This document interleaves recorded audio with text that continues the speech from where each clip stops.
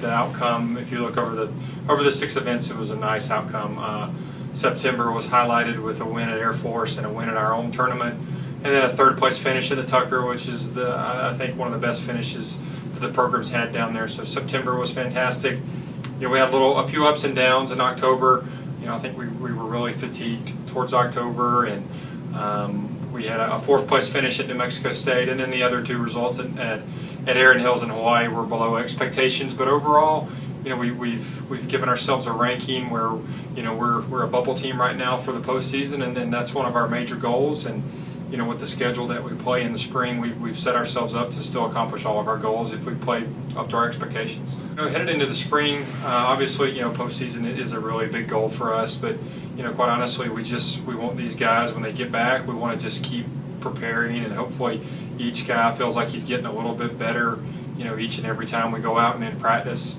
You know, I think to maintain our energy level after events is going to be a big goal for us, is to get ready for a tournament, and then whenever the tournament's over with, have some time to recharge and get ready to go again, and have put our best foot forward for the next one.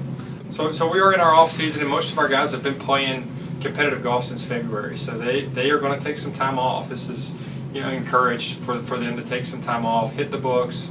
You know, they've missed a lot of class this fall, so we're going to hit the books and hopefully finish the semester off strong there. They're in the weight room, you know, close to 4 times a week right now. And then there's some of them that are going to be doing some individual work with some of the coaches, and to you know, work on some things that might have gone wrong in the fall.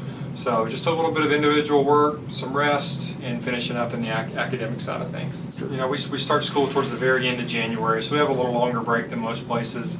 But that first weekend in February, you know, we've got a long weekend in Phoenix where we'll go down and practice and get ready for our first event, which is essentially February 21st. So we'll have that time to get ready. You know, and the weather is really hit and miss. I mean, there's lots of times in January and February where we're outside playing. So, you know, when the weather does limit us, what we're going to be able to do, we've got some really nice indoor facilities where we can work on things and get back out whenever the weather's good again. There's a tremendous amount of competition, and that's a real big piece of the puzzle, is to have enough competition where it really is driving the whole thing. So we've got lots of good players, really solid outside of the top 5. There's several guys that are pushing for spots, and that'll really drive things here. As we'll open it up pretty good for qualifying in the spring, and you know, the guys that have the best off season essentially and prepare the most, they're the ones that are probably going to play in the first event. We had a lot of really good play, but you know, I would think that Max and Dom's play overall over the 6 events was a standout. You know, both of them had really good finishes. I think 3 of them all had at least top 10 finishes. Max may even have had 4 top 10 finishes. So, you know, overall, those 2 kind of stood out as our leaders. And then there was obviously a lot of really good play from some other guys too. You know, Kyler Dunkel, a freshman, played in every event. Jimmy McCloskey played in every event. And we had some good play out of those guys. Jake Stano, a freshman, did some really nice things for a guy that's just kind of getting used to college life.